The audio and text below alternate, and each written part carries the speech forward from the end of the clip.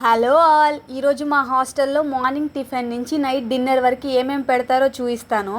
ఈరోజు సాటర్డే కాబట్టి morning tiffin upma. ఈరోజు ఏంటో కొంచెం స్పెషల్గా గోధుమ రవ్వ ఉప్మా చేశారు. దాంతోపాటు టమాటా రైస్ కూడా పెట్టారు. పంచదారతో తినేవాళ్ళు పంచదార, చట్నీతో తినేవాళ్ళు చట్నీ.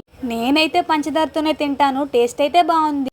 ఇంకా ఆఫ్టర్నూన్ లంచ్కి వచ్చేసి వైట్ రైస్, పచ్చిమిరపకాయలు, టమాటా, రోటి పచ్చడి. ఈ పచ్చడి అంటే మా అందరికీ భలే ఇష్టం. వంకాయ కర్రీ ఫస్ట్ టైం అనుకుంటా ఇలా చేయడం. ఇంకా పప్పు, మజ్జిగ.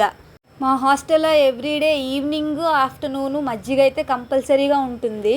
ప్లేట్ భలే కలర్ఫుల్గా ఉంది కదా, టేస్ట్ కూడా పర్లేదు, బాగానే ఉంది. మా హాస్టల్లో సాటర్డే మార్నింగ్ టిఫిన్, మధ్యాహ్నం లంచ్ ఎవరికి నచ్చదు, కానీ నైట్ డిన్నర్ అంటే అందరికీ భలే ఇష్టం. ఎందుకంటే ఆంధ్ర స్పెషల్ ముద్దపప్పు, ఆవకాయ, నెయ్యి, వాటితో పాటు రసం, అప్పడాలు కూడా.